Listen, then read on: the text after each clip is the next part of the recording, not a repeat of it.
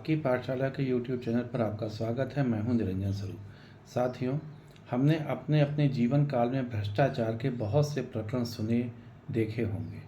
नेताओं, नौकरशाहों, सरकारी अधिकारियों एवं व्यापारियों इत्यादि के घर, प्रतिष्ठानों पर विभिन्न सरकारी एजेंसियों के छापे में नोटों के पहाड़ भी हमने देखे हैं। और जिस किसी के भी यहाँ ऐसी घटना हुई है, उसके बाद उसको पुलिस अथवा एजेंसी द्वारा गिरफ्तार करके ले जाते हुए भी हमने देखा है। परंतु किसी के घर में आग लगने पर फायर ब्रिगेड आए और उस व्यक्ति के घर में नोटों का भरा एक कमरा मिले और उस व्यक्ति को हाथ में हथकड़ी पहनाकर गिरफ्तार करना तो दूर, उससे पूछताछ के लिए भी थाने न जाना पड़े, तो ये सब हमारे देश भारत में ही संभव है। और वो भी संभव है जब ऐसा करने वाला व्यक्ति न्यायाधीश हो, ख़ास तौर से किसी उच्च कोर्ट का, जैसे हाई कोर्ट का। तो साथियों, ऐसा ही हुआ है दिल्ली हाई कोर्ट के न्यायाधीश यशवंत वर्मा जी के साथ, जिनके घर में आग लग जाती है। घर वाले फायर ब्रिगेड बुलाते हैं, तभी उनके घर में एक नोटों से भरा कमरा मिलता है। अब लुटियंस दिल्ली में हाई कोर्ट के न्यायाधीश का बंगला तो जाहिर है साहब छोटा तो नहीं होगा, अतः उसका कमरा भी छोटा नहीं होगा, परंतु उनसे कोई पूछताछ नहीं, कोई गिरफ्तारी नहीं। क्यों? क्योंकि वो कोलिजियम सिस्टम से चुने हुए न्यायाधीश हैं। और चूंकि कोलिजियम सिस्टम पर कोई उंगली उठाना, प्रश्न करना गुनाहे अजीम है, तो भला उनके द्वारा बनाए गए किसी भी न्यायाधीश पर कैसे उंगली उठ सकती है, चाहे वो कुछ भी करें। भला घर में यदि नोटों से भरा एक कमरा मिल भी गया तो क्या आसमान गिर गया? उनसे कोई सवाल जवाब नहीं, कोई पूछताछ नहीं, वरन आनन फानन में कोलिजियम की बैठक बुलाकर उनको इलाहाबाद हाई कोर्ट ट्रांसफ़र कर दिया गया। क्या सोच के किया गया होगा, इसका सिर्फ हम अंदाज़ा ही लगा सकते हैं। मंशा संभवतः दिमाग में सोच यही रही होगी कि लुटियंस दिल्ली में 4 साल की सेवा में जितने भी फैसले दिए, उनसे एक कमरा भर के नोट कमाए और छुपा भी ना सके, तो अब जाओ भाई, जहाँ से आए थे वहीं जाओ, यहाँ तुम्हारा कोई काम नहीं है। साथियों, ये सब हम सब के लिए, राष्ट्र के अस्तित्व के लिए अत्यंत गंभीर प्रश्न है। न्याय प्रणाली, न्याय व्यवस्था में भ्रष्टाचार। क्यों नहीं किसी भी न्यायाधीश पर वही कार्रवाई, वही बर्ताव होना चाहिए जो उसी अपराध में देश के किसी भी समान नागरिक के साथ होता है।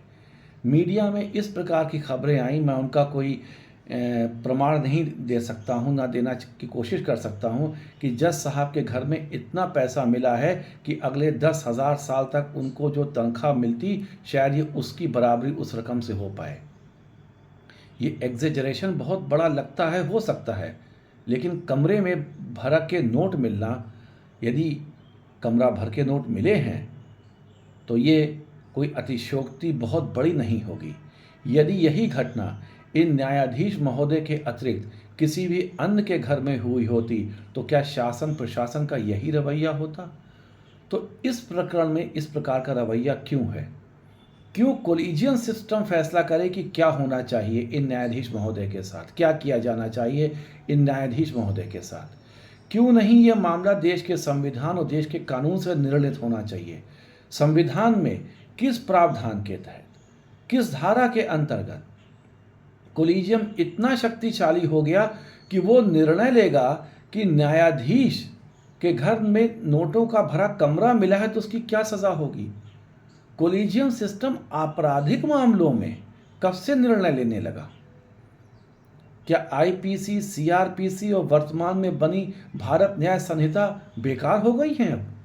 वहीं दूसरी तरफ यदि कोई अन्य सरकारी कर्मचारी, कोई भी व्यक्ति 1,000 रुपये रिश्वत लेते हुए भी पकड़ा जाए, अथवा उसके घर इत्यादि में इस प्रकार के नोटों की बरामदगी हो, तो उनको सर्वप्रथम सेवा से सस्पेंड किया जाएगा, फिर मुकदमा चलेगा और सज़ा होगी, और इस दौरान कोई पूर्ण वेतन भी नहीं मिलेगा, और सज़ा होने पर अगर जेल हो गई तो कोई पेंशन भी नहीं मिलेगी, कोई रिटायरमेंट बेनिफिट भी नहीं मिलेंगे। यही न्यायाधीश महोदय, हमने अक्सर देखा है किस प्रकार से भ्रष्टाचार के प्रकरणों में व्यक्तियों को, वकीलों को झिड़कते हैं, डांटते हैं, फटकारते हैं। वही व्यवहार जब कोई न्यायाधीश ऐसे प्रकरणों में फंसता है तो क्यों नहीं होता? क्या न्यायाधीश इस देश के अन्य नागरिक से ऊपर हैं? यदि हैं तो कोई बात नहीं, तत्काल इस प्रकार का एक आदेश सुना दिया जाए, एक कानून बना दिया जाए कि जिससे देश का हर आम नागरिक कम से कम ये समझ तो ले, उसको तसल्ली तो हो जाए कि देश के न्यायाधीश गण देश के संविधान से ऊपर हैं, अथवा उन पर देश का संविधान लागू नहीं होगा, आईपीसी सीआरपीसी लागू नहीं होगी, भारतीय न्याय दंड संहिता लागू नहीं होगी, चाहे वो कुछ भी करें, उनकी मर्जी। वैसे भी अगर न्यायाधीश महोदय इस प्रकार का आदेश नहीं भी पारित करते, तब भी ये देश के कानून एवं संविधान के ऊपर हैं ही। तब भी इनके पास एक ब्रह्मास्त्र है जिसका समय समय पर उपयोग सिर्फ करके वो ऐसा आभास दिलाते हैं कि वो देश के कानून और संविधान से ऊपर हैं, और वो है कंटेम्प्ट ऑफ कोर्ट। इस हथियार का इस्तेमाल न्यायाधीश महोदय जैसे भी चाहें वैसे करें। किसी व्यक्तिगत आलोचना तक को हमने कंटेम्प्ट ऑफ कोर्ट के दायरे में न्यायाधीश महोदयों को लाते देखा है। इस हथियार का इस्तेमाल करने में भी न्यायाधीश महोदय ये खास ख्याल रखते हैं कि यदि किसी लेफ्ट लिबरल अथवा देश के खिलाफ आतंकी साजिश रचने वाले खूंखार आतंकवादी का कोई वकील है और वो इस कंटेम्प्ट ऑफ कोर्ट के हथियार की जद में आ जाता है और वो न्यायालय को आंख दिखाए, तो उस पर मात्र 1 रुपये का जुर्माना लगाकर मामला रफा दफा करो। परंतु देश के आम नागरिक को कंटेम्प्ट ऑफ कोर्ट के अंतर्गत 1 रुपये वाली यह सुविधा भी उपलब्ध नहीं है। सवाल यह है, कंटेम्प्ट ऑफ कोर्ट क्या कोई व्यक्तिगत खुन्नस निकालने के लिए है? जहाँ तक मैं समझता हूँ, इसका प्रावधान केवल और केवल न्यायालय के किसी आदेश के अनुपालन न किए जाने की स्थिति में ही होना चाहिए, और उसमें भी सबके प्रति संभाव होना चाहिए। तथ्यपरक आलोचना को दबाने के लिए इसको हथियार के रूप में इस्तेमाल कर दें और उस पर देश की संसद द्वारा अंकुश न लगाए जाने की प्रवृत्ति ने भी न्यायाधीश महोदयों की निरंकुशता को बढ़ाया है, न्यायाधीशों को निरंकुशता की तरफ धकेला है। क्यों नहीं इस देश के सर्वोच्च संवैधानिक पद हैं, उन पर जो आसीन लोग हैं, जैसे राष्ट्रपति हैं, प्रधानमंत्री हैं, उपराष्ट्रपति हैं, केंद्रीय मंत्री हैं, इन लोगों को भी इस प्रकार का कोई अधिकार प्राप्त हो जाए, या प्राप्त है, या प्राप्त हो जाना चाहिए। इस कंटेम्प्ट ऑफ कोर्ट के हथियार के दुरुपयोग द्वारा छोटे छोटे अफसरों से लेकर प्रमुख सचिव स्तर तक के अधिकारियों को पुलिस भेजकर न्यायालय में बुलवाया जाता है। फिर कहा जाता है, ऐसे क्यों खड़े हो, यहाँ बैठो, इतने घंटे बैठो, दिन भर ही बेंच पे बैठो। और यहाँ तक हम लोगों ने सोशल मीडिया में कुछ वीडियो देखे हैं कि फलां ड्रेस क्यों पहनी, फलां क्यों नहीं पहनी। इस प्रकार के उद्गार हमने विभिन्न मीडिया प्लेटफार्मों पर देखे हैं, सुने हैं। ये सब क्या दर्शाता है?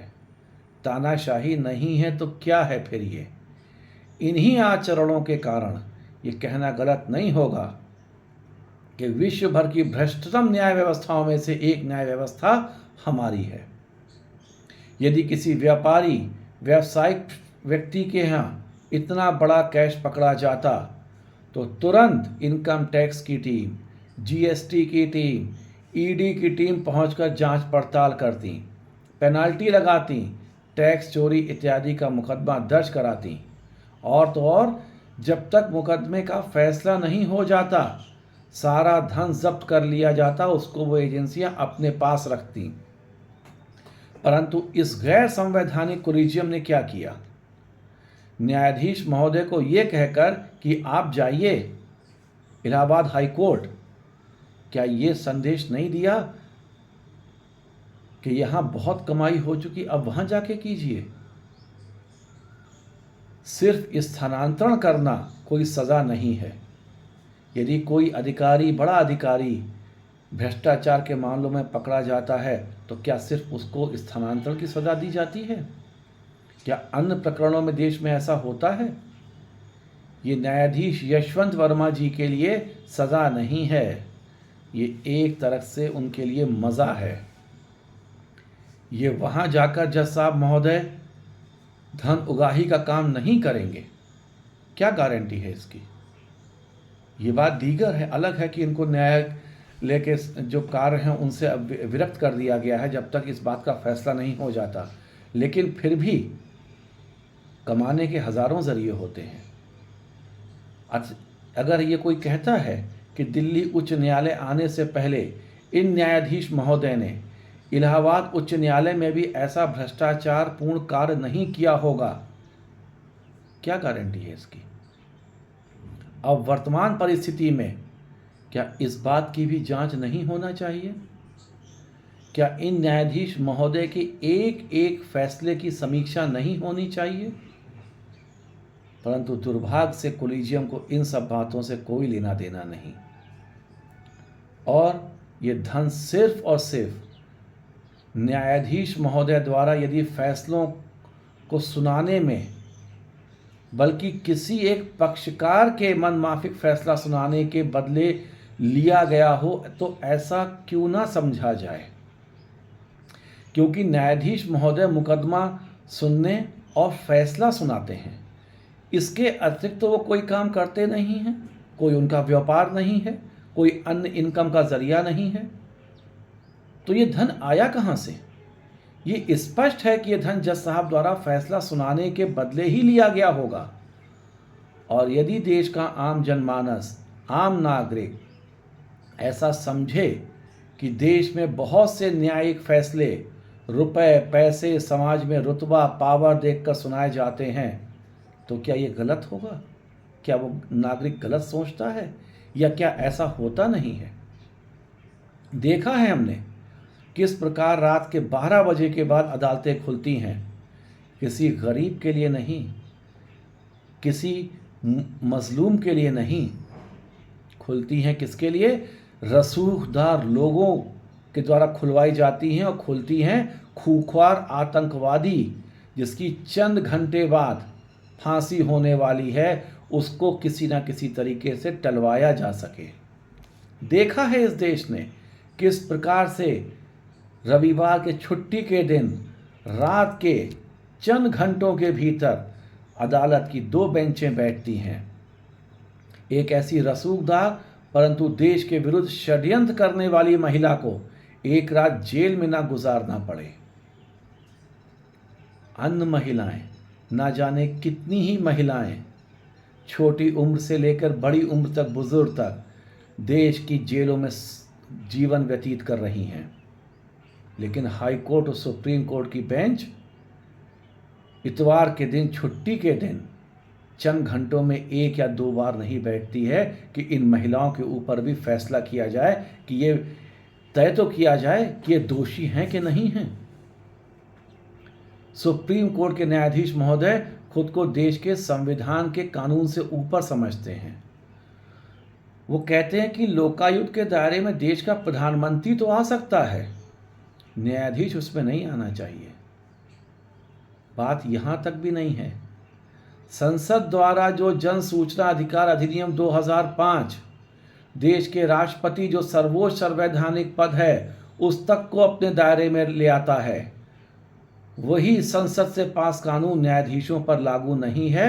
उन्होंने खुद ही इसको अपने ऊपर लागू करने से बाहर रखा। कुछ आंशिक तौर पे इसको लागू किया गया है, पूर्णतः नहीं, कुछ मामलों में।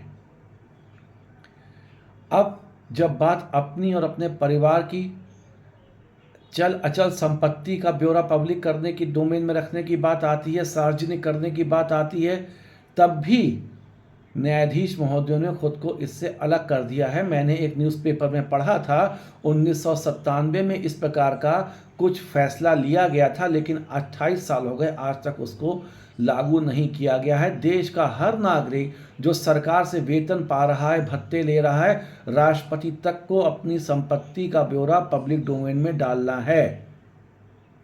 परंतु देश के न्यायाधीशों के संबंध में ऐसा नहीं है। क्यों है आखिर?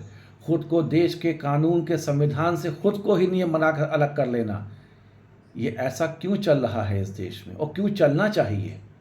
यकीन मानिए साथियों, यदि ये न्यायाधीश महोदय किसी भी स्तर पर दोषी सिद्ध भी हो जाते हैं तो भी इनको कोई जेल अथवा कोई अन्य ऐसी सख्त सजा नहीं होगी जैसी कि अन्य आम नागरिक को होती है। यदि हम आप में से किसी के घर में कुछ पैसे पकड़ लिए जाएं और हम उसका हिसाब ना दे पाएं तो पता नहीं कितना हम लोगों को पीड़ा झेलनी पड़ेगी।